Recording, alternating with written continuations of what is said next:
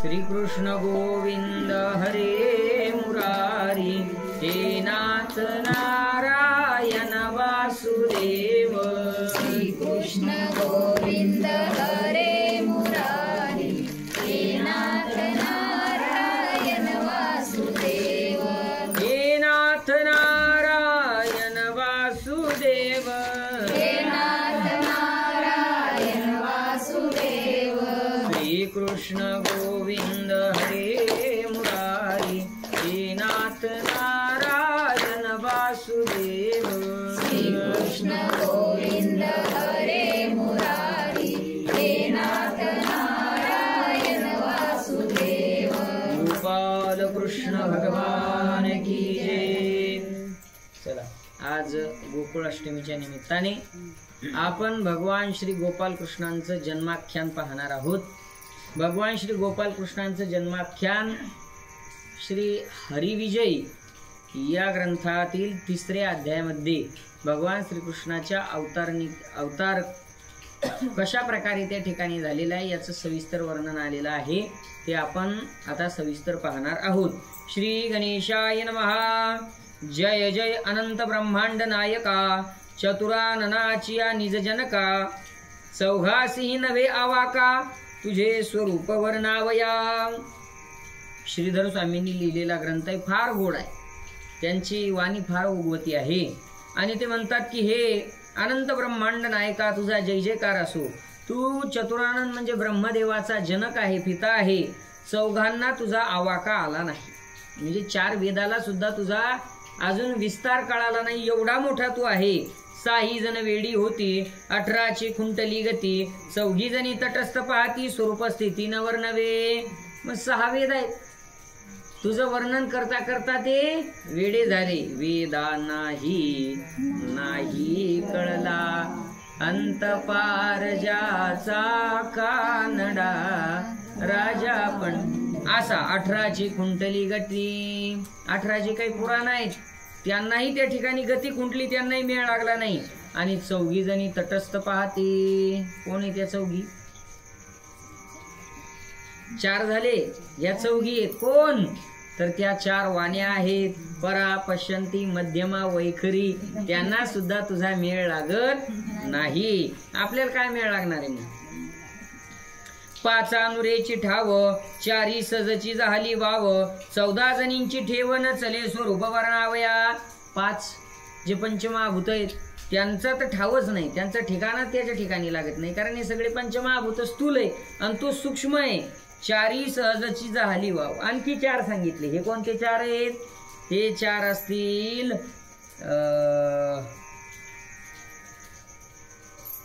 4 वेद झाले, त्यानंतर 4 जणी म्हणजे ह्या 4 वाण्या झाल्यात, आणि हे 4 सहजची झाली वाव।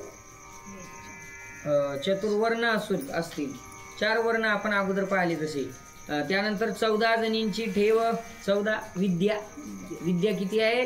14 प्रकारच्या विद्या आहे, त्यांनाही तो कळला नाही। शिनल्या बहुत 64, 8 जणी बहुत कष्टी, 11 हिमपुटी स्वरूप वर्णिता तुझे। 64 कला नाही, कळाला नाही, 8 जणींना सुद्धा कळाला नाही।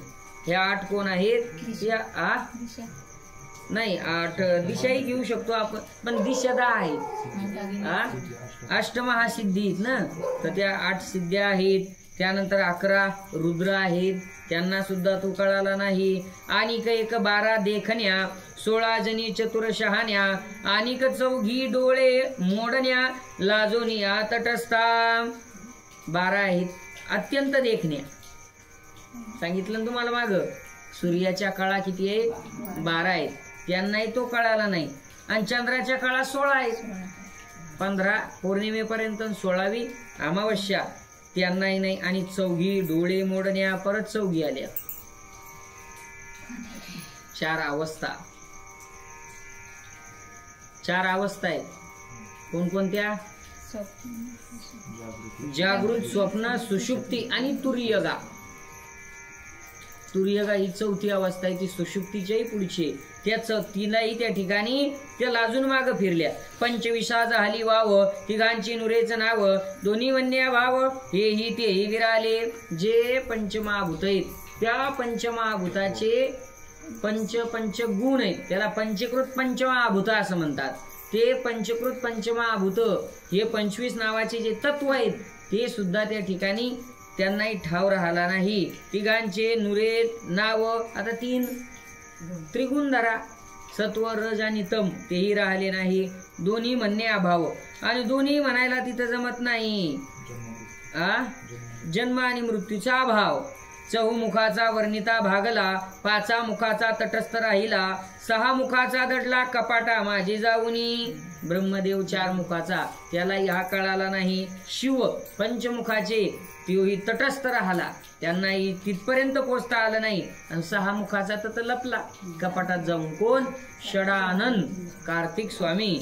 सहस्त्रमुखाचा वर्णिता देख, तोही झाला तळी तल्पक, थोरा थोराशी पडले अटक, एक मुखे काय वर्णू. सहस्त्रमुखाचा वर्णिता भागला, नाथ महाराजाचा हरिपाठ, हर्षजया झाला तेने मुखे. सहस्त्रमुखाचा तो वर्णन करता करता एका जिभेच्या 1000 जिभा झाल्या. कोणाच्या? शेषाच्या. आणि मग शेवटी तो थकला, शरण आला देवाला, देवाचा पलंग झाला. तल्पक म्हणजे शयन करण्याचं आसन. मग मोठ्या एवढे मोठे मोठे लोक आहेत की ज्यांना तो परमात्मा कळाला नाही. मग कवी म्हणतात, मी एका मुखानं त्याचं काय वर्णन करणार आहे.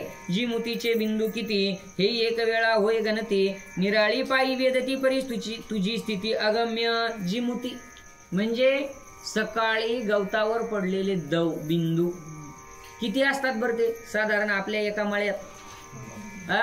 बापा नाही, आकडा सांगा. माय बापा हा कोणता आकडा आहे? मोजता येत नाही. ते म्हणतात एक वेळ होय गंती, एखाद्या वेळेस त्याची गंती होईल, पण याची गती होणार नाही. होईल पृथ्वीचे वजन, गणवेल सिंधूचे जीवन, अवनीवरी किती तृण मोजवेल गणिता ते. पण याचं स्वरूप मोजता, याचं वर्णन करता येणार नाही. एक वेळेस पृथ्वीचं वजन करता येईल, बर हे शक्य आहे का हो? नाही, पण हे होईल. सिंधू सागरातलं पाणी किती लिटर आहे मापल्या जाईल. पृथ्वीवर गवताच्या काड्या किती गवत आहे तेही मोजल्या जाईल. पण भगवंताचं स्वरूप वर्णन करता येत नाही. अंबर आहे किती विती, हे गणवेल रमापती, परी तुझे गुण निश्चिंतीनं वर्णवे कोणा ते. अंबर किती विती आहेत,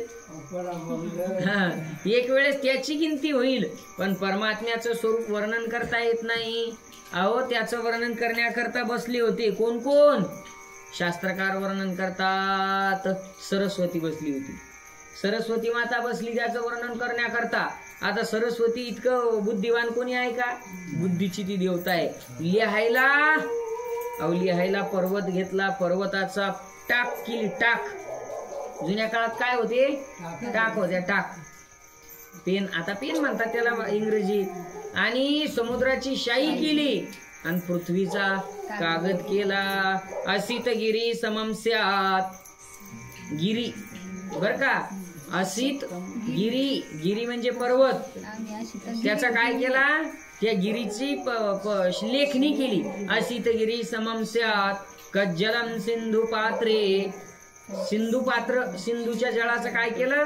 शाई काजळ केलं. कज्जलम सिंधू पात्रे तद्वित तव गुणानाम नेश पारण्ययाते. तरी सुद्धा त्याच्या गुणाचा पार लागला नाही. असितगिरी सममस्यात कज्जलम सिंधू पात्रे सुरवर तरु शाखा लेखनी पत्र मुर्वी लिखित यदि गृहीत्वा शारदा सर्व काले तद्वित तव गुणानाम नेश पारण्ययाती. तरी सुद्धा त्याच्या गुणाचा पार लागला नाही असं त्याचं वर्णन आहे. असो आता पूर्वानुसंधान द्वितीय अध्याय संपता पूर्ण. कंसे देवकीचे गर्भवधून साही टाकले बंदिशाळे. असो मागील अध्यायामध्ये, दुसऱ्या अध्यायामध्ये काय झालं होतं? वसुदेव देवकी यांचा विवाह पार पडला आणि आकाशातून आकाशवाणी झाली. आकाशीची वाणी सांगित असे कंसाला आकाशवाणीनं सांगितलं की बाबा, जिच्या करता एवढा उत्साह तू साजरा करत आहे ना, ती देवकी तुझी बहीण, हिचा 8वा गर्भ तुझा काळ होणार आहे, तोच तुझा वध त्या ठिकाणी करणार आहे. आणि मग त्यानं काय केलं? मारावया त्याने उगारिले शस्त्र नाही का, पण वसुदेवानं हात धरला की राहू दे, ही तुझी शत्रू नाही, हिचा 8वा गर्भ आहे ना, सर्वच्या सर्व गर्भ तुला आणून देईन. चला माहिती आहे तुम्हाला. मग वसुदेवजींनी सगळे गर्भ दिले, यानं परत आणून दिले. परत नारदानं पाप वाढण्याकरता नारदानं त्या ठिकाणी पोलित केलं आणि सांगितलं अरे विष्णू कपटी आहे, आणि जर त्या ठिकाणी उलटी गिनती जर केली तर तू ज्याला पहिला समजतो तो 8वा होतो, त्यामुळे कोणालाच ठेवू नको. पापाचा गडा भरण्याकरता तशा प्रकारची लीला झाली. 6ही त्या ठिकाणी मारले. कंसे देवकीचे गर्भवधून 6ही टाकले बंदिशाळे. पाप झाले उत्कट जाण, गांजिले गाई ब्राह्मण, यावरी क्षीरसागरी जगत जीवन काय करिता झाला. काय केलं भगवान देवानी त्या ठिकाणी काय केलेलं आहे, पापानं सगळी भूमी त्या ठिकाणी गांजल्या गेली, पाप भरपूर झालं. अनंतासी म्हणे अनंत, चला अवतार घेऊ त्वरित, करू दृष्टाचा निष्पात, संत भक्त रक्षुपये. अनंतासी म्हणे अनंत, दोघांचंही नाव अनंत आहे. म्हणजे शेषालाही अनंत म्हणतात आणि परमात्म्यालाही अनंत म्हणतात. शेष परमात्म्याला नारायण प्रभू म्हणतात चला आपण अवतार धारण करू. तव बोले धरणीधर, मी न घे आता अवतार, पूर्वी मी झालं सौमित्र, कष्ट फार झाले ती. नको देवा, आता मला तुमच्या सोबत अवतार घ्यायचा नाही. अहो मागच्या जन्मामध्ये सुमित्रेचा सौमित्र मी झालो, म्हणजे लक्ष्मण झालो, किती कष्ट झाले. हसुनी बोले द्विसहस्त्र नयन, अष्टविशंती आईने उपोषण, निराहार घोर अरण्य तुम्हा सवे सेविलेजी. नको, आता नको बाबा. शेष नारायण म्हणतात अष्टविशंती अयने म्हणजे 28 अयने. मग किती वर्ष? 2 अयनाचं 1 वर्ष म्हणजे 14 वर्ष. रामाला वनवास किती झाला होता? 14 वर्षापर्यंत मी उपवाशी राहिलो आणि निराहार राहिलो तुमच्या सोबत. पण आता काही मला अवतार घ्यायचा नाही. कष्ट झाले त्या अवतारामध्ये. आता आपणची अवतरावे, अवतार नाट्य दाखवावे, गोब्राह्मण सुखी रक्षावे, प्रतिपाळावे साधुजन. आता मी अवतार घेणार नाही. वनवास झाला तुम्हाला. वनवास खरा जाहीर कोणाला झाला होता?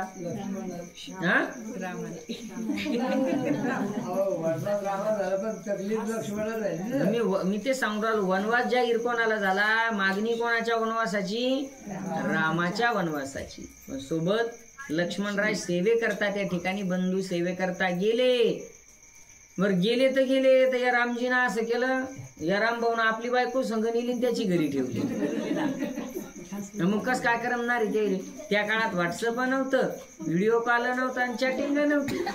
ती म्हणणार नको बाबा, आपण काही तुमच्या सोबत येणार नाही. आता ती तुम्हीच गायी राखा आणि ब्राह्मण राखा. हा टाकुनी कपट कुटील भाव, स्वामीसी हासे भोगिराव, बोले कौतुकर माधव शेषा प्रतिस्वानंदे. तू माझा प्राण सखा, समरभूमीचा पाठी राखा, तुझविना भक्त टिळका अवतार मी न घ्यायची. अरे तूच माझा पाठी राखाय, तुझ्याशिवाय मी अवतार घेणार नाही. माझे निजांग पूर्ण, तू सखया माझा निज प्राण, तुझविना माझं एक क्षण न गमेची जीवलगा.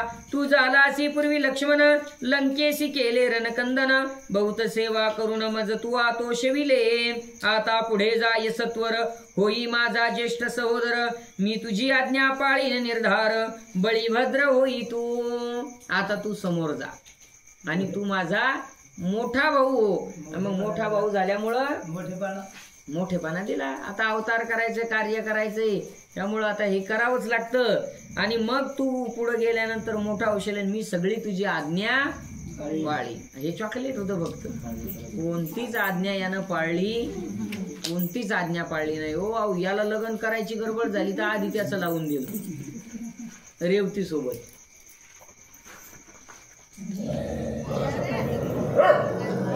बळीराम दादाची इच्छा होती आपल्या बहिणीचा विवाह म्हणजे कोणाचा? सुभद्रेचा विवाह कोणासोबत व्हावा? पाणी टाका त्याच्या अंगावर, दुर्योधनासोबत व्हावा. पण झाला का? अर्जुनाला गुप्त रूपानं सांगितलं जा संन्याशी होऊन ये, माझी बहीण पळून घेऊन.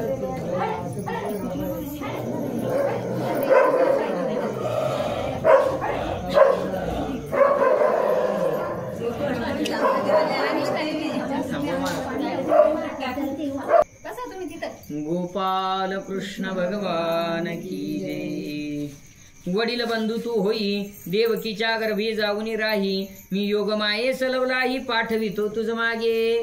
तू आता मोठा हो, देवकीच्या गर्भामध्ये 7वा गर्भ तू जा, मागूनच मी योगमायेला पाठवतो। कशा करता?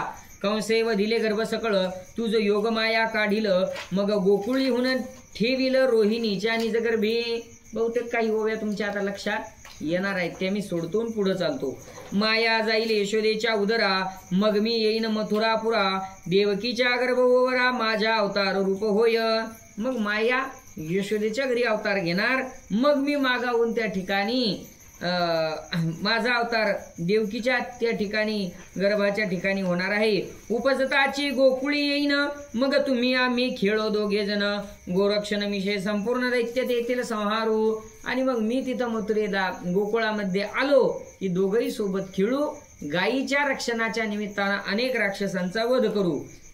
करुणी साष्टांग नमन पुढे चालिला संकर्षण, देवकीच्या उदरी येऊन गर्भ राहिला 7वा। दिवसेंदिवस गर्भ वाढे, मंदिरी परम प्रकाश पडे, जैसा पळे पळे चढे सूर्य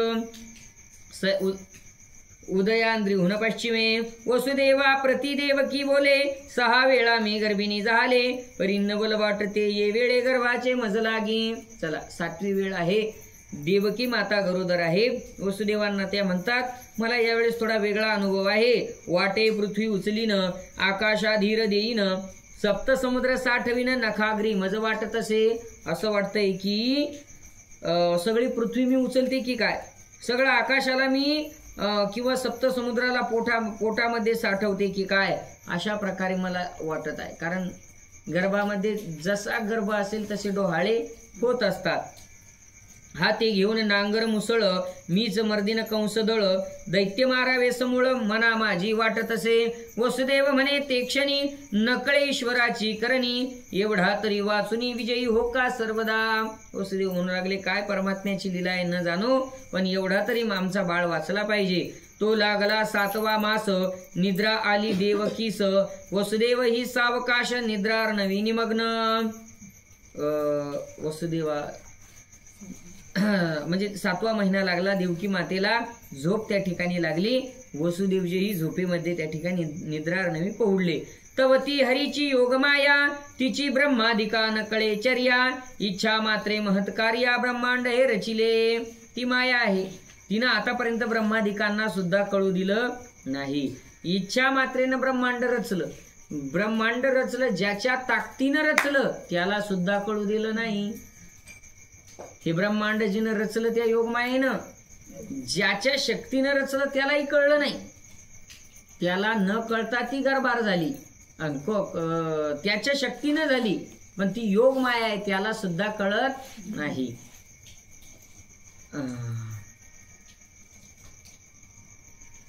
मायेचं वर्णन केलेलं बा, सगुण गुण माया आली कोल्हाटीन खेळाया।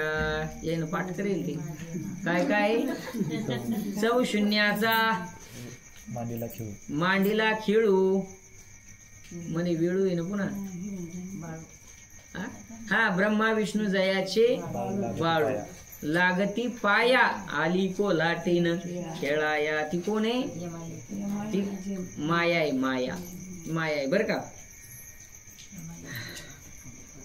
आणि मग ती तिथं आलेली आहे। ब्रह्मा विष्णू शिवतींनी गर्भी आले बाळे ते तान्ही, तरी एकाशी नेत्र उघडून स्वरूप पाहोने दिच, आत्मसुखाचा समुद्र त्या पहुडले जीव समग्र, परी चाखोने दियानु मात्र गोडी तेथीची कोणा ते। ही माया प्रत्येकाच्या जवळच खऱ्या सुखाचा समुद्र आहे, आत्मसुखाचा समुद्र आपल्या जवळच आहे। पण या मायेनं इतकं जवळ असून सुद्धा आपल्याला खरं सुख चाखू दिलं, इतर विषयात तिनं भरकटून ठेवलेलं आहे, भ्रमिष्ट करून टाकलेली आपली बुद्धी। हे चैतन्याची बुंथी, हे अरूपाची रूपकर्ती, ब्रह्मांडीचे पुतळे नानागती, एका सूत्रे नाचवी पये। हिनं चैतन्याला बुंथी घातलेली, बुंथी म्हणजे खोळ। हे अर्थ कशातच नाही बरं का, हे अर्थ कशावर सर्च करूनही सापडत नाही, हे आपल्या खिशातलेच आपल्या कामी येतात, शेजारच्याचे नाही कामी। ही चैतन्याची बुंथी आहे, म्हणजे आपलं चैतन्य त्याच्यावरती ना खोळ घातलेली, खोळ, आणि मग तो झाकलं आणि अरूपाची रूप करती. जो अरूप आहे त्याला रूपात आलं. निर्गुण होता ते सगुण केला. आणि ब्रह्मांडातले सगळे पुतळे तिच्या एका सूत्रावर नाचतात. इने निर्गुण गुणाशी आणिले, इने अनामासी नाम ठेविले, इने निराकारा आकारिले, धरविले अवतार. इन अनामाला नाम, ज्याला नाव नाही त्याला नावाला आणलं. असं तिचं सगळं स्वरूप आहे. ऐकूया. हे पतीस न कळता गर्भिणी झाली पतिव्रता, ब्रह्मांड रचिले तत्वता इच्छा मात्रे करून या. मी सांगितलं ना ते हे तिचं कार्य आहे बर का. शेजे निजवुनी भ्रतार, सृष्टी घडी मोडी समग्र, समाचार अनुमात्र कळोने दीपती ते.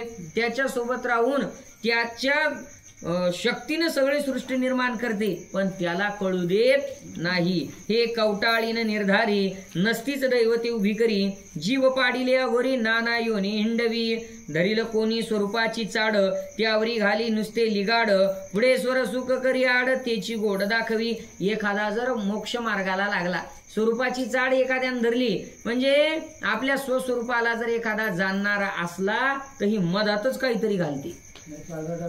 हा, मधातच कशात तरी गुंतवते. कोणाला स्वर्ग सुखामध्ये गुंतवते तर कोणाला वेगवेगळं काही, कोणाला रिद्धी, कोणाला सिद्धी, कोणाला कोणी मंत्र, कोणाला तंत्र, असो अशा प्रकारे. बायको म्हणलं होतं चालती तर जवळ आली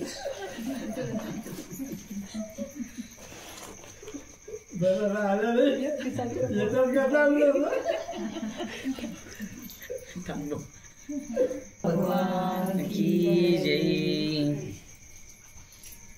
हिनं काय केलं? गोड ते कडवट केले, कडवटा गोडपण दाखविले, अहंकार मध्ये जीवा पाजिले, वेढे केले सर्वही.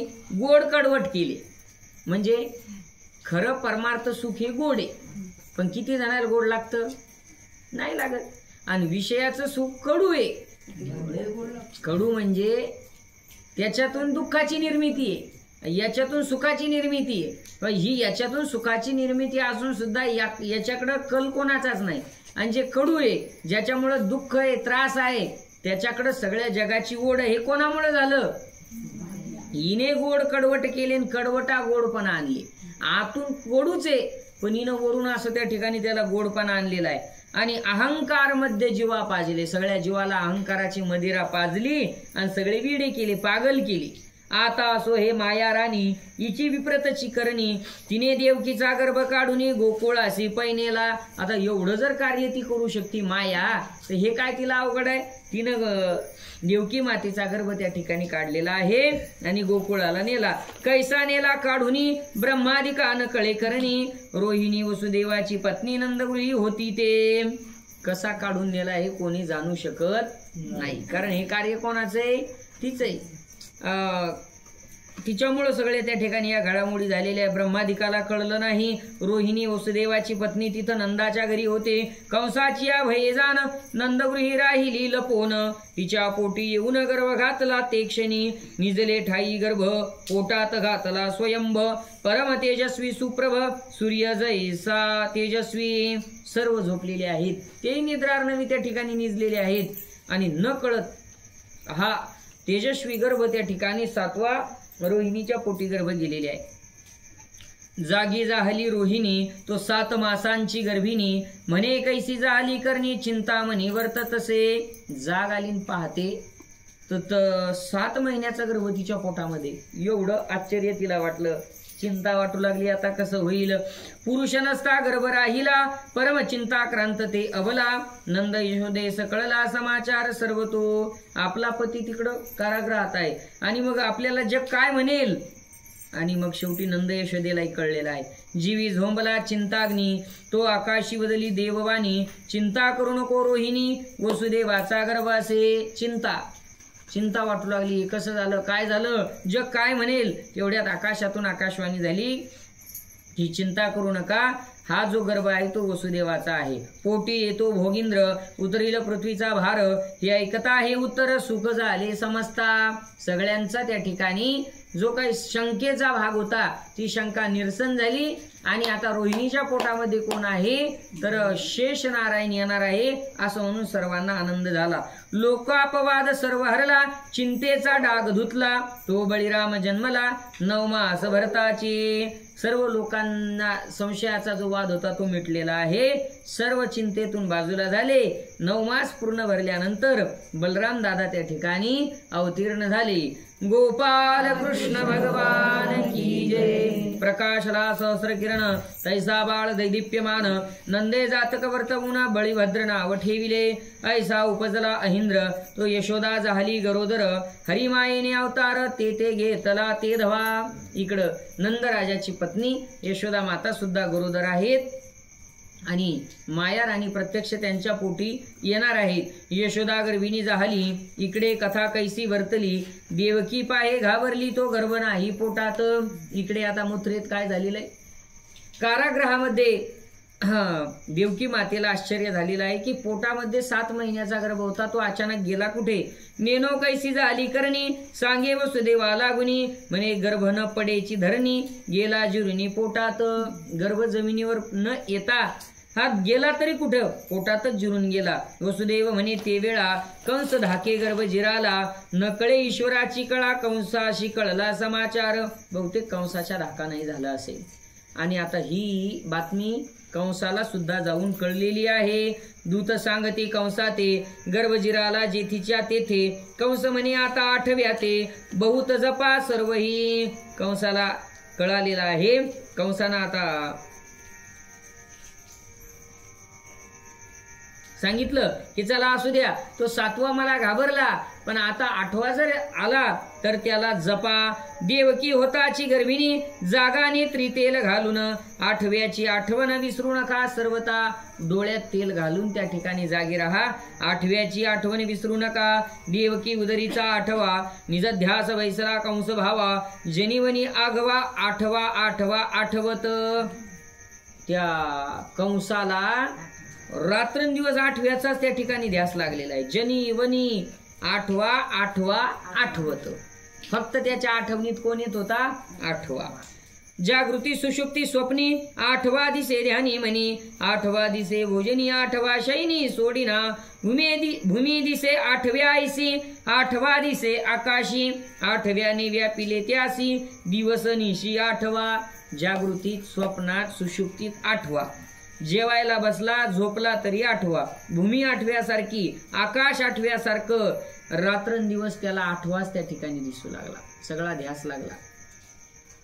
क्षीरसागरी श्रीहरी, क्षीराब्दी सुतेशी आज्ञा करी, पद्माक्षी तू क्षितीवरी, क्षितिपाळ उदरी अवतरे. देवानी लक्ष्मी मातेला आज्ञा केलेली की तुम्ही आता राजाच्या पोटी अवतार घ्या. कोणत्या राजाच्या? विदर्भ देशीचा राजा. नाव आहे त्याचं भीमक किंवा भीष्मक असं नाव आहे. का कौंडिन्यपूर.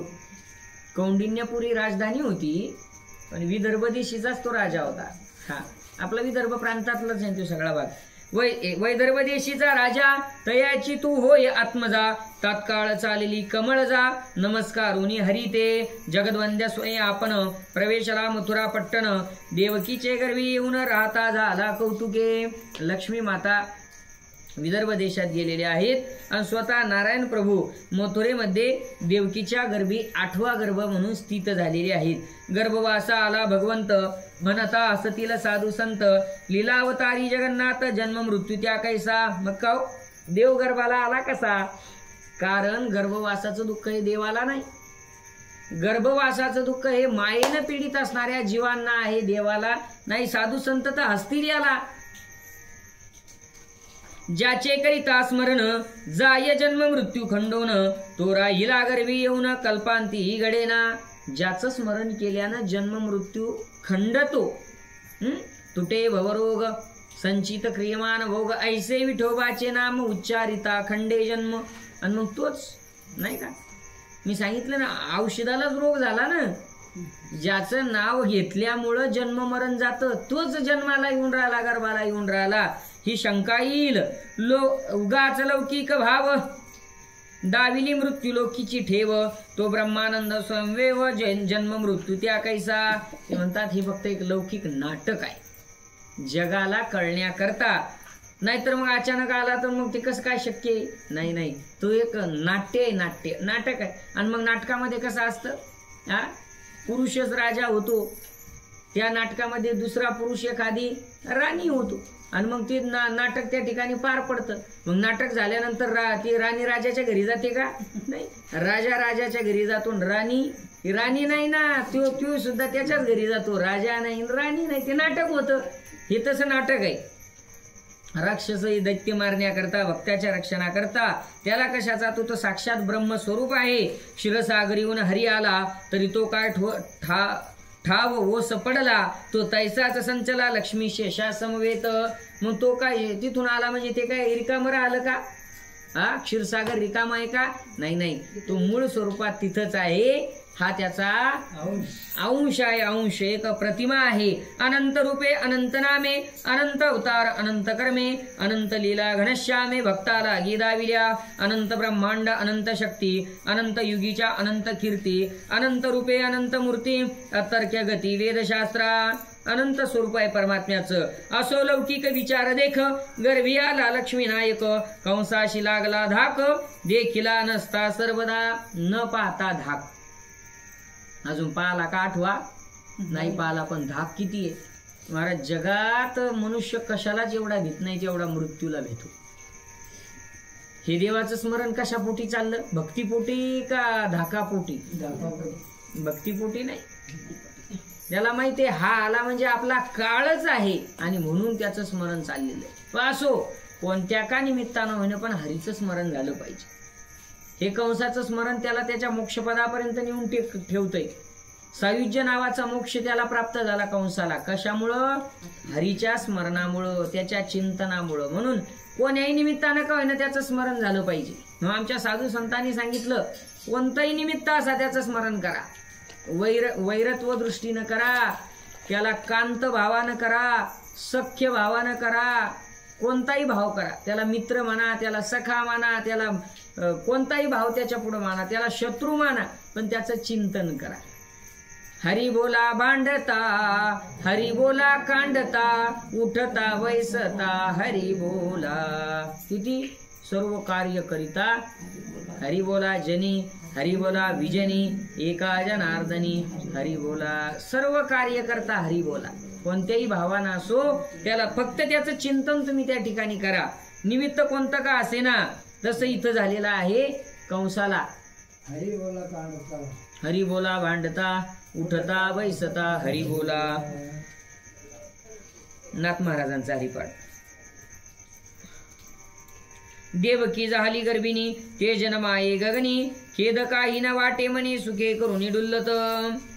आता देवकी मातेच्या पोटी परमात्मा येणार आहे. तेजस्वी स्वरूप आहे, कोणताच खेद नाही, कोणतंच दुःख नाही, आनंद आहे. पोटी आला विदेही हरी, देवकी नाही देहावरी, जनिवनी दिगंतरी अवघा मुरारी दिसतसे. सगळ्या जगामध्ये तिला जनिवनी अवघा देव, सगळ्या जगात तिला जगात देव त्या ठिकाणी दिसू लागला. कारण तो साठवलेला होता ना. साठविला हरी जी हृदय मंदिरी, त्याची सरली येरजार, झाला सफल व्यापार. ज्यानं हृदयामध्ये देव साठवला त्याला जगात देव त्या ठिकाणी दिसत असतो. वसुदेव म्हणे देवकी प्रती, तुझं चिंता कान वाटे चित्ती, आठव्याची कैशी गती होईल ते न कळे पा. वसुदेव म्हणतात तुला चिंता कशी नाही, एवढी कशी बिन फकीर झाली तू, हा काही चिंता नाही तुला. जे डोळे लावती तर अर्ध्या घंट्यानंच उघडते, इतकी कशी बेफिकीर झाली तू. कोण, देवकी. देवकी अगं तुला चिंता वाटायला पाहिजे, आठव्याचं कसं होईल. कंस जपतो बहुत, आठव्याचा कराव्या घात, यावरी देवकी बोलत प्रत्युत्तर काय तेव्हा. कंस निरंतर तुझा जप करत आहे. ही आठव्याला कसं मारायचं, आठव्याचा कसा घात करायचा, त्यावर देवकी माता काय म्हणतात. भुजा पिटून बोले वचन, कंसाशी मारीन आपटून, मुष्टिकच्या नुराचा प्राण क्षण मात्रे घेईन मे. असं दंड थोपटणं सुरू केला देवकी मातेनं. दंड थोपटला म्हणते कंसाला मारणार, चानूर मुष्टिकाला मारणार, हाक फोडून गरजे थोर, उतरीन पृथ्वीचा भार, करून दैत्याचा संहार, बंदी शाळा फोडीन मी. सगळ्या दैत्याचा असुरांचा नाश करणार. आणि वेगे धनुष्यबाण युद्ध करीन मी दारुण जरासंध रथी बांधून 17 वेळा आणि नमी. आणा माझा धनुष्य आणा. त्या जरासंधाला सुद्धा 17 वेळेस रथाला बांधून त्याला मला हरवायचं आहे बरं का. सगळं भविष्य सांगायला लागले. तसंच घडलेलं होतं. भस्म करीन काळ यवन रचिन द्वारका पट्टन सकळ नृपा शिक्षा लावून पट्ट राणी आणि नमी. द्वारका नगरी स्थापन करीन, सगळ्या असुरांना शिक्षा लावीन आणि रुक्मिणी सोबत विवाह करीन. हाक फोडिली क्रोधे थोर जीवे मारीन भौमासुर निवटीन कौरव भार निज भक्त कैवारे. अगदी क्रोधानं त्या ठिकाणी मोठा टाहो फोडत आहे देवकी माता. भौमासुराला मारणार आणि 16,100 स्त्रिया त्याच्या ताब्यात आहेत, त्या मुक्त करणार. कौरवांना मारून पांडवांचा सहाय्यकारी होणार. मी भक्ताचा सारथी होईन दृष्ट सर्व संहारीन. मी ब्रह्मानंद परिपूर्ण अवतरलो पृथ्वीवरी. वसुदेवाची चिंता वाटे ही गरजती एवढ्या नेटे. जरी बाहेर मात प्रगटे तरी अनर्थ होईल पा. एवढा नेटा एवढ्या जोरानं ही बोलत आहे आणि ही बातमी जर बाहेर कळली तर अनर्थ होईल. वसुदेव बोले वचन देवकी धरी आता मौन. येरी म्हणे कैशी देवकी पूर्ण ब्रह्म सनातन मी असे. देवकी थोडी शांत राहा, शांत राहा. ती म्हणते कशाची देवकी? मी साक्षात परब्रह्म आहे, सनातन परब्रह्म आहे. स्त्री पुरुष नपुंसक त्याहून वेगळा मी निष्कलंक. सकळ माया चक्र चाळक करता हरता मीच पै. मी देवकी नाही, मी वसुदेव नाही, स्त्री नाही, पुरुष नाही, नपुंसक नाही, या सगळ्याहून वेगळा पण सगळं चालवणारा मी आहे. मी सर्वद्रष्टा अतींद्रिय. सर्वद्रष्टा म्हणजे सगळं पाहणारा. आपण कोण आहोत? सर्वद्रष्टा आहोत. आपल्याला सगळं दिसतंय. आपण सर्वद्रष्टा आहोत. अतींद्रिय इंद्रियाच्या पलीकडे आहोत. इंद्रियाने दिसतो का? नाही. डोळ्याने दिसतो का? आपलं स्वरूप आपल्याला नाही. अतींद्रिय. मी अज अव्यय निरामय. अज म्हणजे ज्याचा जन्म नाही, अव्यय म्हणजे ज्यात बदल नाही, आणि निरामय म्हणजे ज्याला रोग नाही, निरोगी आहे. अजित अपार निष्क्रिय, ज्याला कोणी जिंकू शकत नाही, ज्याचा पार लागत नाही, आणि जो क्रियामान नाही, कर्म करणारा नाही, तो निष्क्रिय. आनंदमय वर्ते मी. निव्वळ आनंदाचं स्वरूप म्हणजे ब्रह्मस्वरूप मी आहे. मी प्रळय काळाचा शास्ता. मी आदिमायेचा नियंता. मी चहुवाच्या परता माया निर्मिता मीच पै. मीच सगुण मीच निर्गुण. मीच थोर मीच लहान. दैत्य देव निर्गुण हरता पाळिता मीच पै. ऐसे देवकी बोलून मागुते धरिले मौन. तो आकाशी देव संपूर्ण करती गजर दुदुंबीचा. अशा प्रकारे हे सगळे काय आहेत? डोहाळे आहेत, नाही का? मी सांगितलं तुम्हाला, जसा गर्भ असला तसे डोहाळे त्या मातेचे असतात. बाबा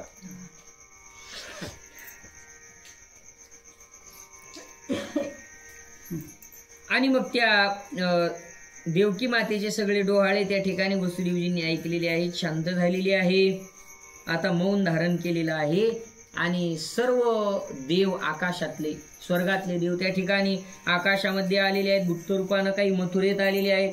ब्रह्मादिक आणि इंद्र बंदीशाळेत पातले समग्र. देवकीस प्रदक्षिणा करीत सुरवर एक नमस्कार घालीती. गुप्त रूपानं देवकी मातेला प्रदक्षिणा घालतात. साक्षात निर्गुण निराकार परमात्मा जिच्या पोटी आलेला आहे, ती काही सामान्य असणार आहे का?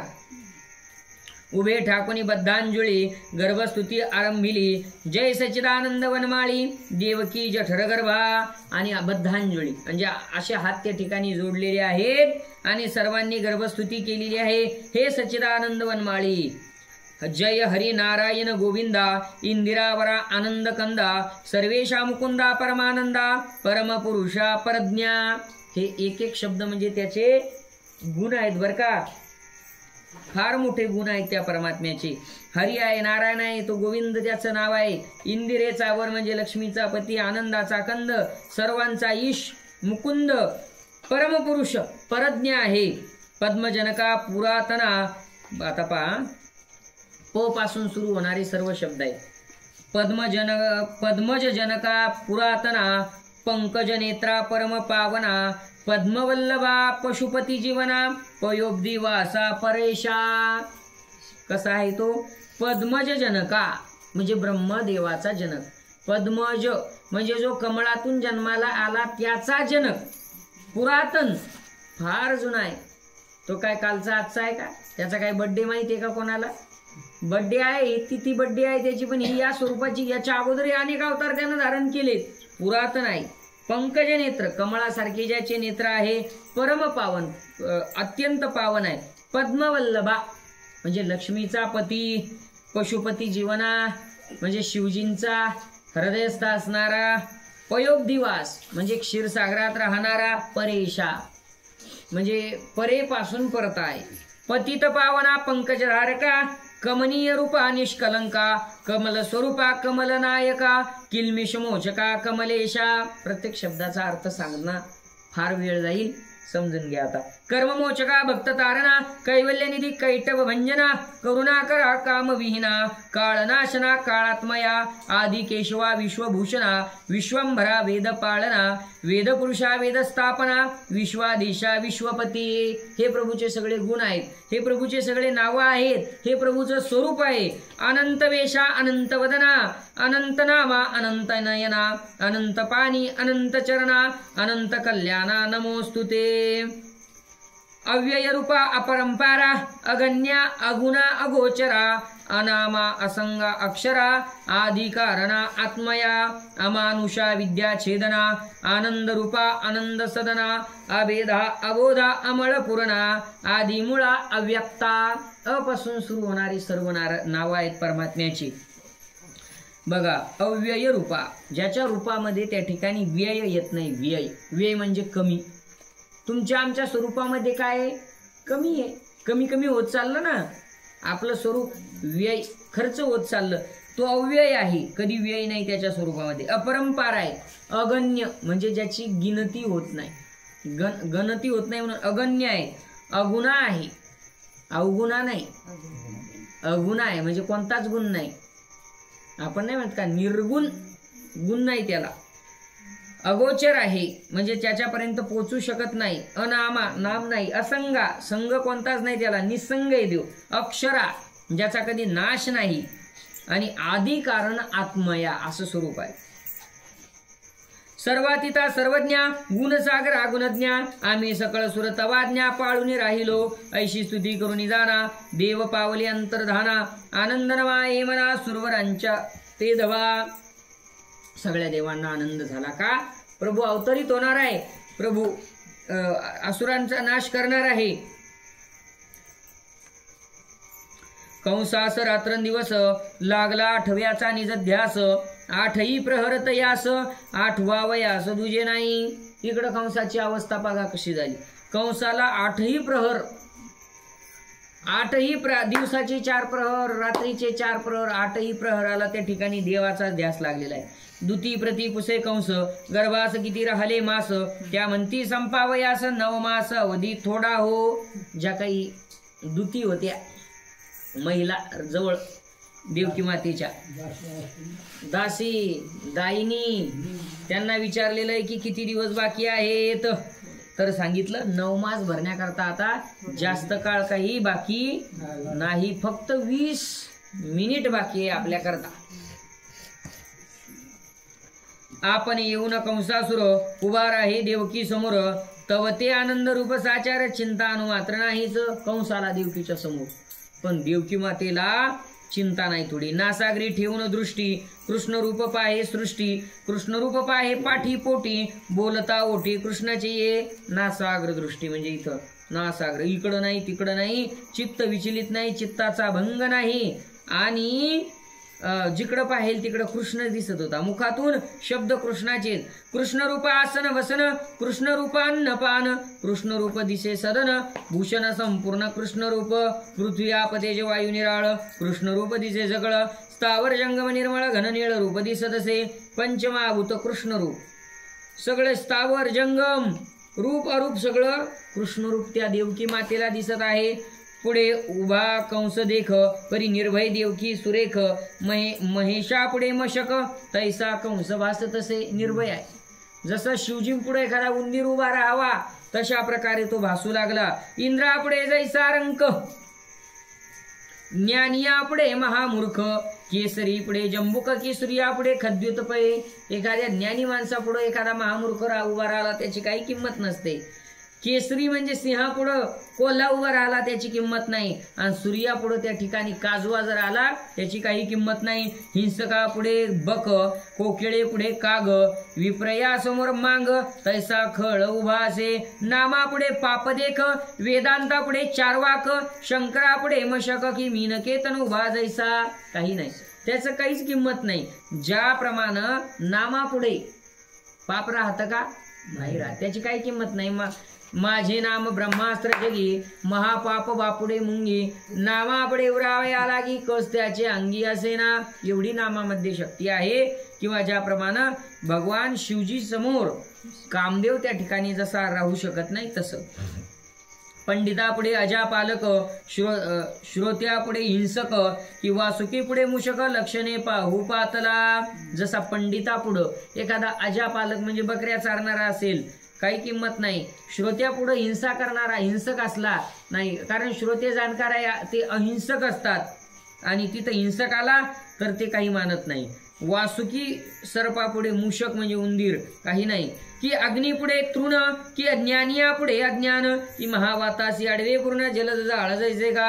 ऐसा कंस देवकी पुढे, किसने हाळुनी पाहे निवाडे, तव तेज चतुर्भुज रूपडे, शंखचक्रयुक्त दिसे. अशा प्रकारे निहाळून देवकी मातेला पाहू लागला कंस, आणि पाहतो तर काय, तीच कृष्ण रूप त्याला दिसू लागली. जणू काही शंख, चक्र, गदा आणि पद्म हातामध्ये धारण केलेलं चतुर्भुज रूप कंसाला देवकी मातेमध्ये दिसत आहे.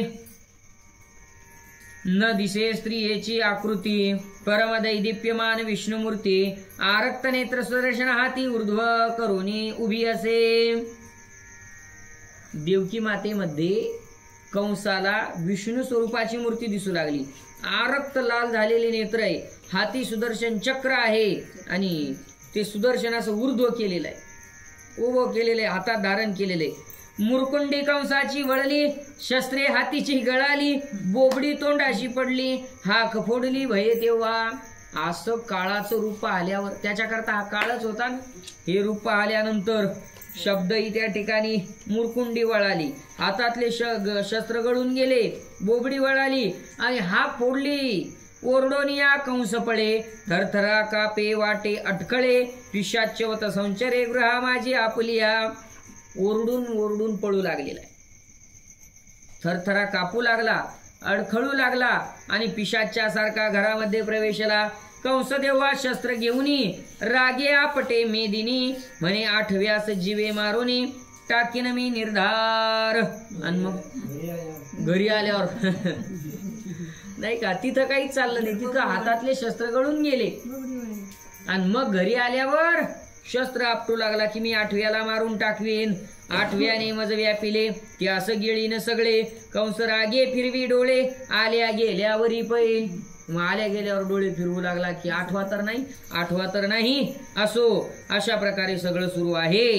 आता श्रीकृष्णाचा जन्मकाळ, पाहो आले निर्जर सकळ, दुंबिनादे निराळ, दुमदुमिले ते धवा. आता भगवान श्रीकृष्णाचा जन्मकाळ जवळ आलेला आहे. ते पाहण्याकरता आकाशामध्ये देवलोक आलेले आहेत, जे देवाची स्तुती वगैरे सुद्धा करणार आहेत. आणि तो देवाच्या अवताराचा काळ आपण समोर बघणारच आहोत. मध्ये आपण आता 12 पर्यंत भजन घेऊ परमात्म्याच्या नामस्मरणाचं. त्यातल्या त्यात आज श्री ज्ञानोबारायांचा सुद्धा जन्मकाळ या ठिकाणी आहे, आणि त्या निमित्तानं तत्संबंधी थोडीशी माहिती ती सुद्धा आपण या ठिकाणी पाहणार आहोत. बघा, ज्ञानोबारायांचा अवतार म्हणजे महाविष्णूचा, नाही का. सखा माझा ज्ञानेश्वर, महाविष्णूचा अवतार, सखा माझा ज्ञानेश्वर. जनाबाई गोड वर्णन करतात, महाविष्णूचा अवतार आहे. ज्ञानेशो भगवान विष्णुर, निवृत्तीर भगवान हर, सोपानो भगवान ब्रह्मा, मुक्ताख्या ब्रह्मचित्कला. ज्ञानेशो भगवान विष्णू, सोपानो भगवान ब्रह्मा, निवृत्तीर भगवान हर. निवृत्ती म्हणजे कोण आहे? शिवजींचे अवतार आहे, हर आहे. ब्रह्मा सोपान तो झाला, नाही का, भक्त आनंद वर्तला. आणि सदाशिवाचा स्वामी निवृत्ती दातार, आदिशक्ती मुक्ताबाई, दासीजनी एका श्लोकाचे हे 4 चरण आहेत. त्या श्लोकाचा अर्थ म्हणजे जनाबाईंनी लिहिलेला हा अभंग आहे. महाविष्णूंनी अवतार घेतला. का घेतला अवतार? आता भगवान श्रीकृष्णाच्या अवताराचं निमित्त काय? पृथ्वीवर पाप वाढलं, कंस चाणूर मुष्टिकादी वाढले, गो ब्राह्मणाचा छळ होऊ लागला, म्हणून भगवान श्रीकृष्ण अवतरित झाले. तसं ज्ञानोबारायाचं अवताराचं कारण काय? तर अवताराचं कारण आहे देवानं जे काही ज्ञान अर्जुनाला गीता या रूपानं त्या ठिकाणी सांगितलेलं होतं, त्याच ज्ञानाची आवश्यकता कलियुगातल्या जीवाला भासलेली. आत्मोद्धाराचं साधन कलीमध्ये फार क्लिष्ट साधन कलीमध्ये जमत नाही, म्हणून सोपं साधन करायचं आहे. कारण इतर युगामध्ये इतर साधनं करणे शक्य होत, पण आता काळ बदलला, म्हणून महाविष्णूंनीच त्या ठिकाणी ज्ञानोबारायाच्या रूपामध्ये अवतार घ्यायचं ठरवलेलं आहे. आणि मग अवतार घेण्याचं कार्य ठरवलं. आता जिथं अवतार घ्यायचं ती भूमी सुद्धा नाही का शुद्ध बीजा पोटी फळे रसाळ मोठी भूमी शुद्ध असावी लागती आणि बियाणं सुद्धा शुद्ध असावं लागतं, म्हणजे पीक त्या ठिकाणी चांगलं येतं. मग कोण आहे? भूमी आहे आईसाहेब रुक्मिणी मातेची. आणि बीज रूपानं त्या ठिकाणी कोण आहेत? तर विठ्ठलपंत कुलकर्णी, विठ्ठलपंत कुलकर्णी आणि आईसाहेब रुक्मिणी माता. मूळचे आपेगावचे, छत्रपती संभाजीनगर जिल्हा पैठण तालुक्यामध्ये आपेगाव आहे आणि तिथले आहे. ज्ञानोबाराय मराठवाड्यातले मूळचे बरं का. आपेगाव जन्मस्थान ज्ञानोबारायचं आपेगावचं आहे बरं का. आणि मग आपेगावच्या विठ्ठलपंत कुलकर्णी यांच्यासोबत आईसाहेब रुक्मिणी मातेंचा विवाह झाला. मुळातच त्या ठिकाणी वैराग्य वृत्ती, म्हणजे विवाह किंवा प्रापंचिक भोगामध्ये त्या ठिकाणी रस नाही. नारळ आणलेला आहे का?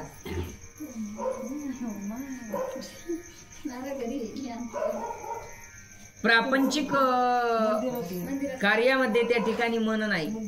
पतिव्रता आईसाहेब रुक्मिणी माता दोघांचा प्रपंच सुरू झाला, पण वृत्ती प्रपंचामध्ये रमत नाही. सगळं मन त्या ठिकाणी भगवत प्राप्तीच्या दिशेनं आहे. आणि मग एक दिवस सहज त्या ठिकाणी पत्नीला विचारलं, रुक्मिणी मला भगवत प्राप्ती करण्याची इच्छा आहे आणि मी देवाच्या प्राप्ती करता जाऊ का, नाही का, या ग्रहस्थाश्रमाचा त्याग करू का? साहजिक आहे, कोणती पत्नी त्या ठिकाणी होकार देणार आहे? रुक्मिणी मातेच्याही मनात नाही, पण नुकताच विवाह झालेला आहे म्हणे जा. तिला माहिती आता खरंच जाणार आहेत का? आणि जायचं असतं तर विवाह केला असता का? जर संन्यास घ्यायचा तर विवाह केलाच नसता. पण यानं काय केलं? पडत्या फळाची आज्ञा, तिचा सहज शब्द तो धरून घेतला आणि नकळतच त्या ठिकाणी निघून गेलेले आहे. कृष्ण चैतन्य म्हणून खोटं नाव गुरुला त्या ठिकाणी सांगितलं आणि ब्रह्मचारी आहे म्हणून थोडस खोटं बोलले. माझा विवाह झालेला नाही.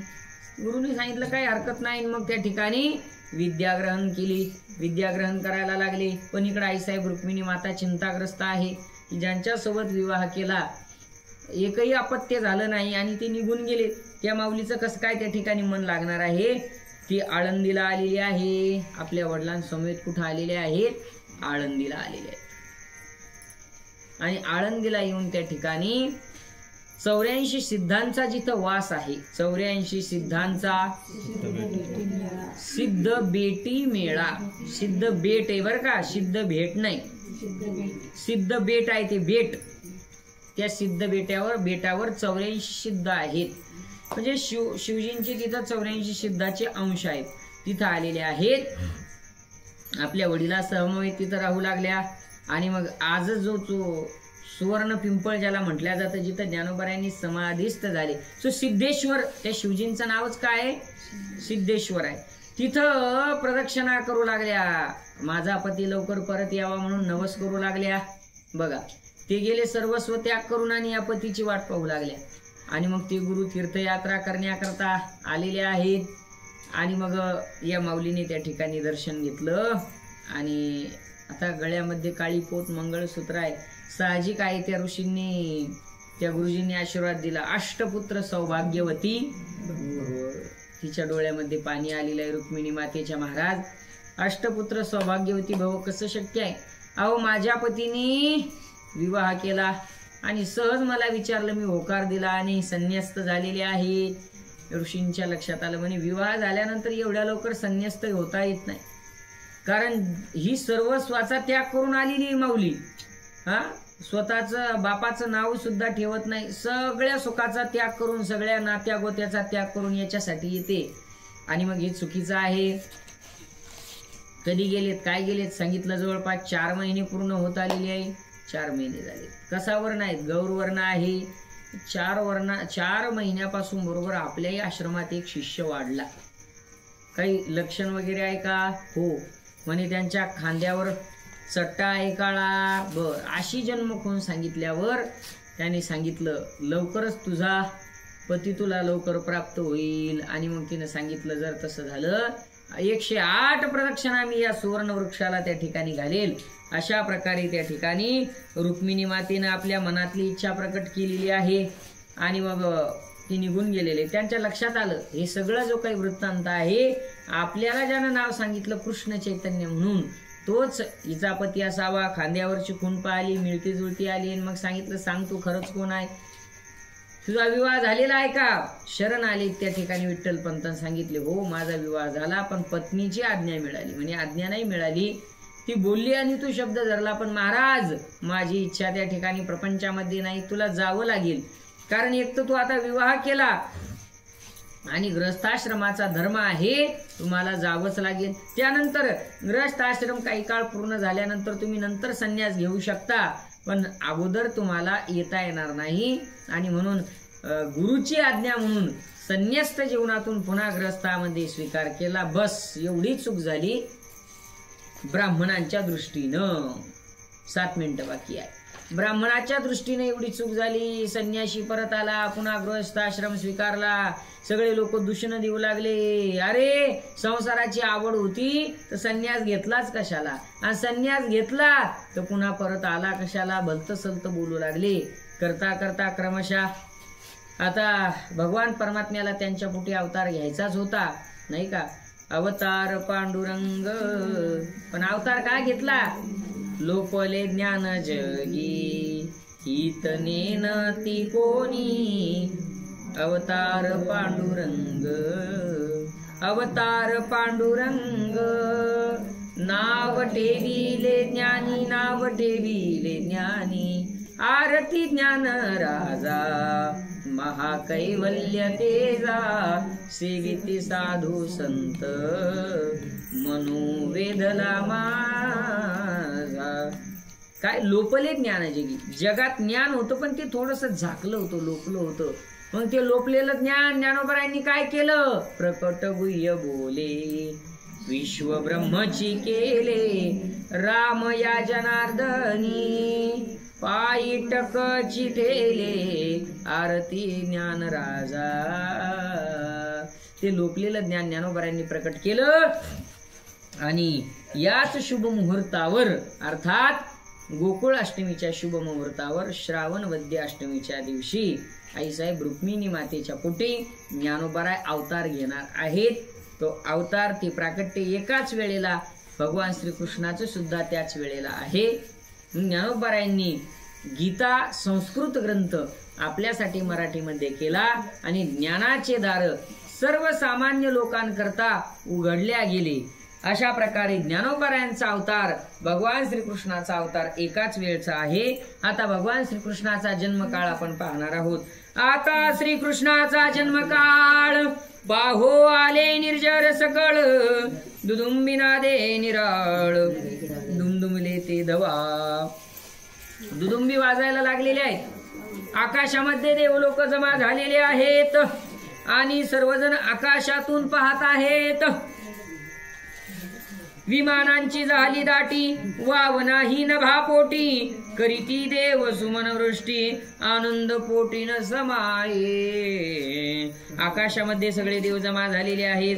हातामध्ये फुलं त्यांनी घेतलेले आहेत आणि प्रभूंची स्तुती करतायत. श्री अनंता मधुसूदना पद्मनाभा नारायणा, जगद्व्यापका जनार्दना, आनंद घना विनाशा, सकल देवाधिदेवा, कृपाळू आजी केशवा, महानंदा महानुभवा सदाशिवा सहस्ररूपा चक्रधरा विश्वंभरा गरुडध्वजा करुणाकरा सहस्रपादा सहस्रकरा क्षीरसागरा शेषशयना कमलनयना कमलापती कामिनी मोहना मदनमूर्ती भवतारका धरित्याक्षिती वामनमूर्ती त्रिविक्रमा अगाये सगुणा निर्गुणा जगजनित्या जगज्जीवना वसुदेव देवकी नंदना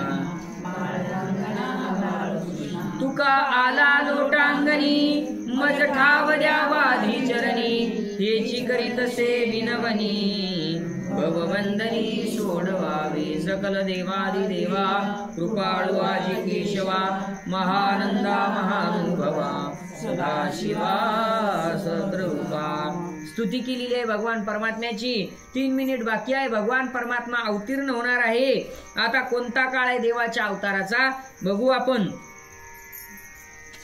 वर्षा ऋतू श्रावण मास बुद्धाष्टमी कृष्ण पक्ष बघा दिवस कोणता आहे वर्षा ऋतू आहे वर्षा ऋतू म्हणजे पावसाळ्याचे दिवस आहे रिमझिम रिमझिम पाऊस सुरू आहे आणि मासामध्ये श्रेष्ठ मास श्रावण मास आहे आणि श्रावण महिन्यामध्ये भगवान परमात्मा अवतरित होणार म्हणून आकाशामध्ये त्या ठिकाणी 2 मिनिट बाकी आहे पावसाला त्या ठिकाणी सुरुवात झालेली आहे आणि वर्षा ऋतूमध्ये सगळी धरणी माता जणू काही त्या ठिकाणी त्या धरणी माईनं आपला स्वामी मालक त्या ठिकाणी येणार म्हणून जणू काही त्या ठिकाणी हिरवा शालू अंगावर पांघरलेला आहे बघा या वर्षा ऋतूमध्ये बरड माळावर सुद्धा त्या ठिकाणी जिकडं तिकडं हिरवळ त्या ठिकाणी असते प्रभू येणार आहे वर्षा ऋतू श्रावण मास बुधाष्टमी कृष्ण पक्ष बुधाष्टमी आहे म्हणजे वार बुधवार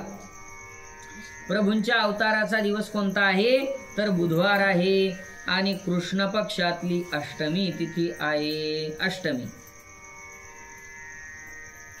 प्रतिपदा द्वितीया तृतीया चतुर्थी पंचमी षष्ठी सप्तमी आणि अष्टमी कृष्ण पक्षातली अष्टमी तिथी आहे आणि या सुंदर पर्व काळावर भगवान परमात्मा अवतीर्ण त्या ठिकाणी होणार आहे 1 मिनिट बाकी आहे भाग्यवान आहेत वसुदेवजी आणि आईसाहेब देवकी माता ज्यांच्या अनंत जन्माचं पुण्य त्या ठिकाणी उदयाला आलेलं आहे आणि भगवान गोपाल कृष्ण त्या ठिकाणी त्यांच्या पोटी अवतीर्ण होणार आहे विमानांची झाली दाटी वाव नाही नभा पोटी देव करिता ती सुमन वृष्टी आनंद पोटी न समाये सर्व वाद्य त्या ठिकाणी घेऊन देव लोक आकाशामध्ये त्या ठिकाणी जमा झालेले आहेत वाद्यांचा गजर करण्याकरता कुणी टाळ कुणी मृदंग कुणी दुदुंबीचा नाद त्या ठिकाणी करणार आहेत वर्षा ऋतू श्रावण मास बुधाष्टमी कृष्ण पक्ष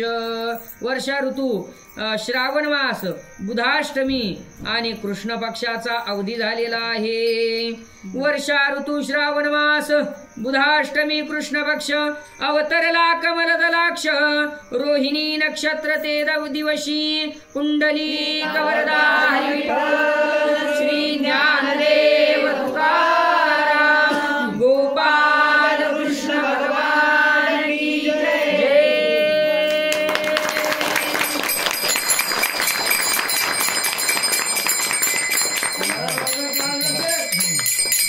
नंद घरानंद भयो हाती घोडा पालकी नंद घरानंद भयो हाती दिनो घोडा दिनो गोपाल कृष्ण भगवान की जय अशा प्रकारे श्रावण मासातील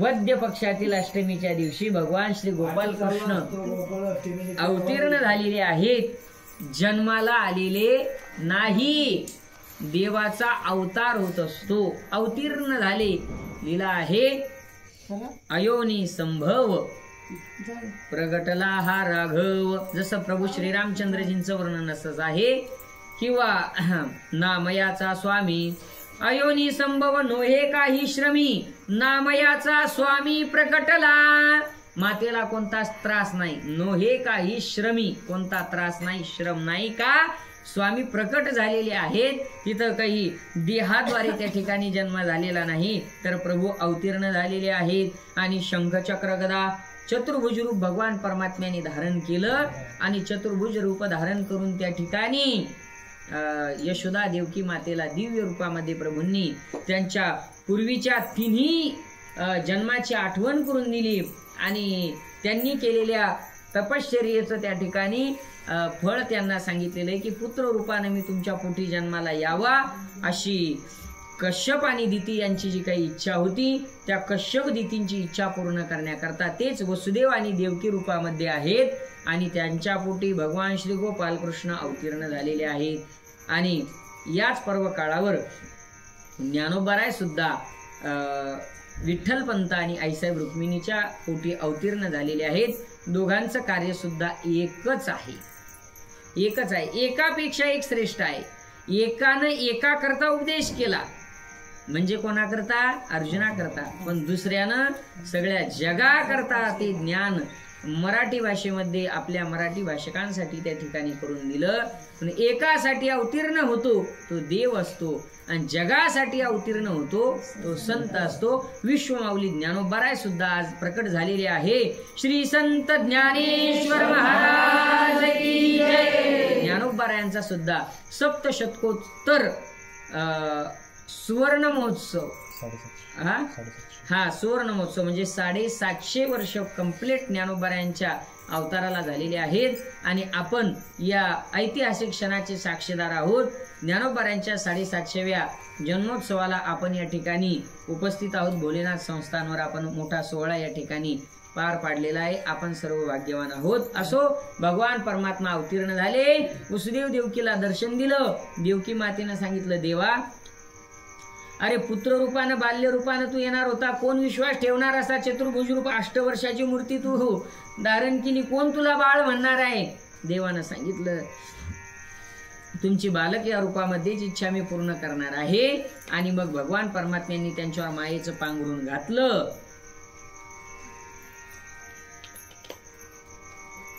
आणि मायेचं पांघरून घालून नवजात शिशु म्हणून तिथं भगवान परमात्म्यांनी नवजात बालकाचं रूप धारण केलेलं आहे. पण परमात्मा अवतीर्ण झाले आणि सर्वावर माया टाकलेली आहे मोहिनी. सर्व रक्षक मोहिले सगळे झोपी गेले, सगळे रक्षक त्या ठिकाणी. नाही नाही नाही नाही, हे का राक्षस आहेत का?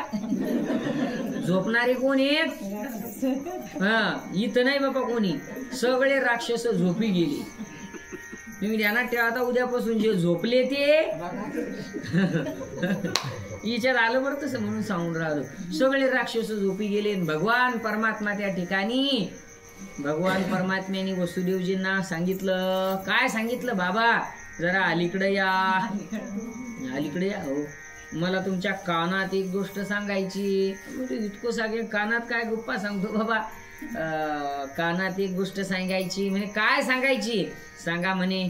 अजून भरपूर मग कार्य आहे ना आपलं, पुढं अभिषेक वगैरे करायचा आहे का? ठीक आहे, एक कानात गोष्ट सांगायची म्हणे तुमच्या. काय सांगायची? नंदाच्या घराला मजने गोकुळाला, मजने गोकुळाला, मजने गोकुळाला, माया उपजली ते ठेवी मज आणि येते. नंदाच्या घराला, नंदाच्या घराला, मजने गोकुळाला, मजने गोकुळाला, मजने गोकुळाला. काय सांगितलं कानात? मला सांगा, कानात इतक्या हळून सांगतात का? इथं आपण किती जोरात सांगून राहिलो नाही का? आनंद आहे. हळून सांगितलं, मला गोकुळाला घेऊन जा, माया उपजली तेथे, मज ठेवी तिथे आणि येते. तिला इथे आणा, मला तिथे ठेवा. चला, वसुदेवजींनी त्या ठिकाणी देवकी मातेनं आपल्या हृदयाला एकदाच परमात्म्याला लावलेला आहे. वसुदेवजींनी सांगितलं, देवकी आता हृदयापासून त्याला बाजूला कर, राक्षस येतील. पण त्या मातेला सोडा वाटतंय का? नाही नाही, पहिले 7 त्या ठिकाणी डोळ्याने दिसले नाही, 8वा कसा तरी अहो भाग्यानं आला, तिला काही सोडावा वाटत नाहीये. वसुदेवजीने तसा हिसकावून घेतला. का? कारण आता जर त्याच्यावर माया दाखवत बसलो, हा डोळ्यानं दिसणार नाही. घेतलेला आहे मातेपासून बालक त्या ठिकाणी तटकतोड त्या ठिकाणी केलेला आहे. टोपलीमध्ये वसुदेवजींनी घेतले, हातामध्ये बेड्या आहे, पायामध्ये बेड्या आहे. काय होईल? काय होईल? काहीच नाही. उचलिला कमळापती, उचलिला कमळापती, पायीचे बंधने गळती, पायीचे बंधने गळती. अहो एकदा कमळापती उचलल्यावर सगळे बंधन तुटून जातात, पण तो उचलल्यावर बरं का, तो स्वीकारल्यावर, त्याचा स्वीकार केला, सगळे बंधन तुटून जातात. नाही तर तोपर्यंत सगळे बंधन होते. वसुदेवजींना चिंता होती की इथून न्यावं कुठं, कसं न्यावं. पायात बेड्या, हातात बेड्या, या कारागृहाला ताला, आणि अशी एक द्वार नाही कितीतरी द्वार ते ओलांडून मला जायचंय, मी कसा जाऊ. या सगळ्या चिंता होत्या बर का. ह्या सगळ्या चिंता मिटतात, फक्त घर सोडायची तयारी ठेवा.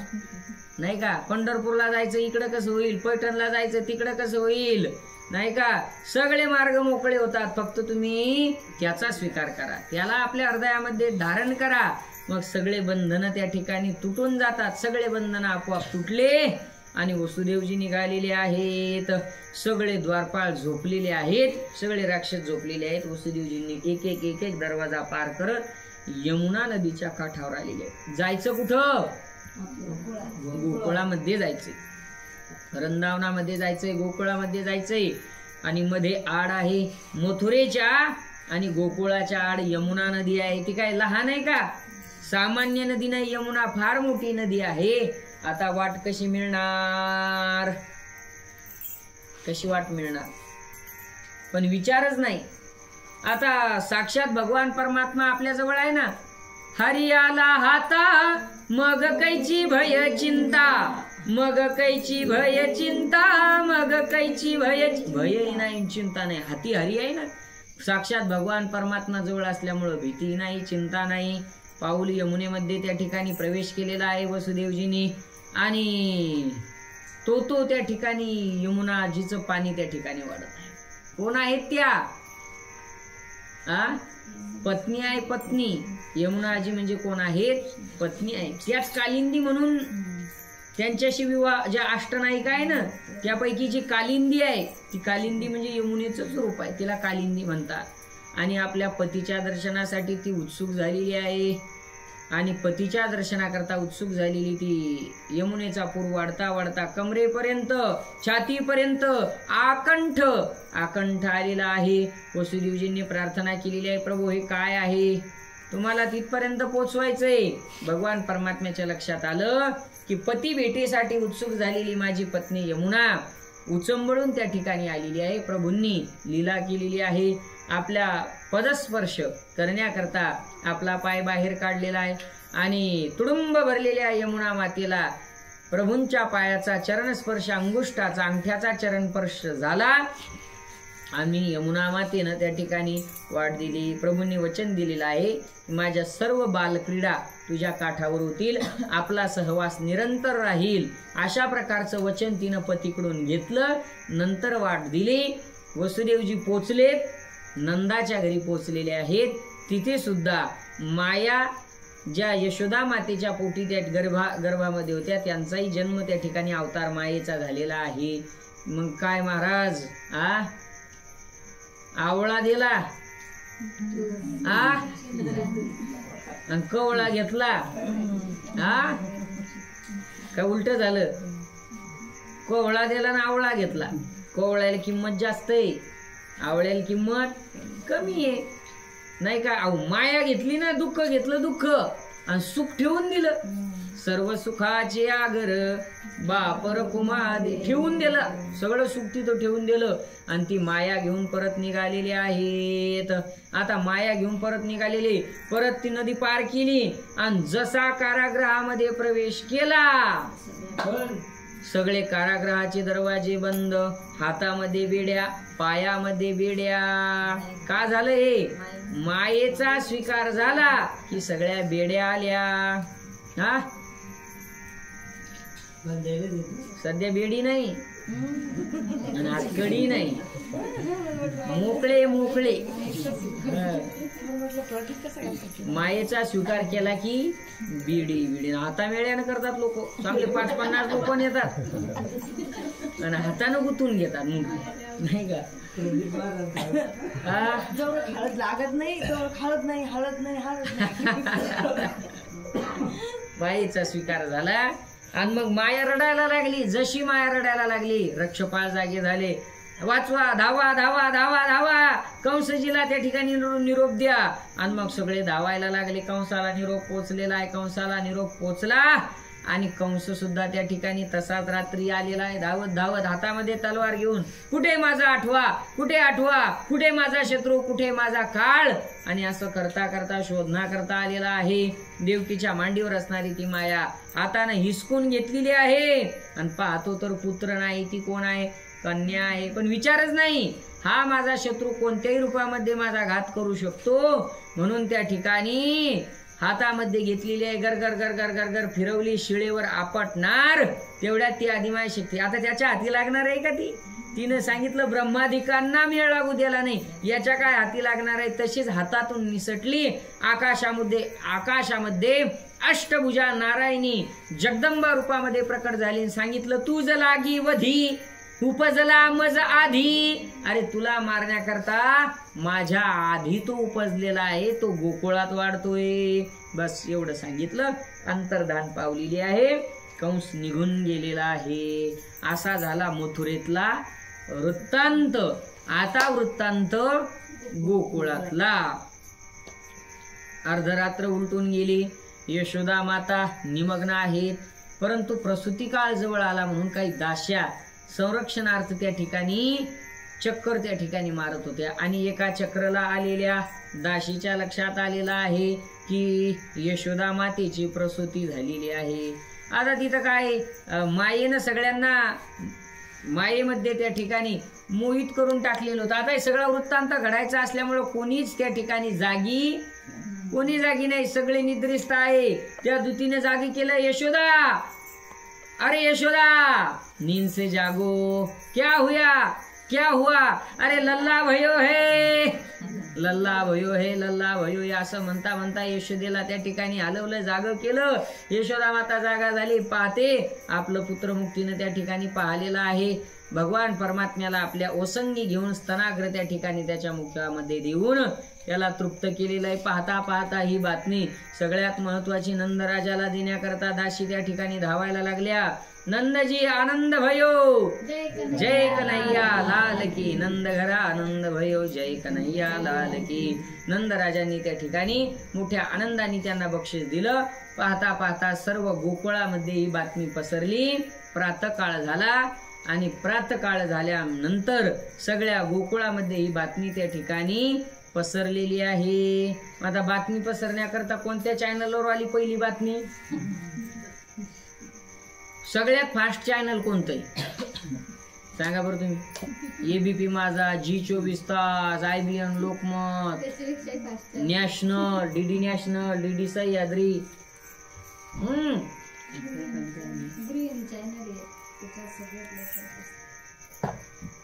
कोणता ते आता काय म्हणल्या? गृहिणी का गुरुविनी? शब्द चुकला काय काय ऐकण्यात जरा फॉल्ट झाला. गवळण म्हणती हो, म्हणती गवळणीला, पुत्र झाला यशोदेला. बोला. गवळण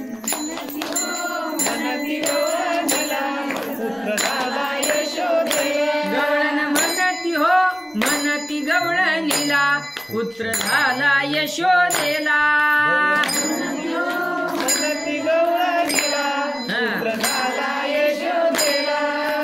एक धावी एकी पुढे वाटी ताटी सुंठ वडे. एक धावी एकी पुढे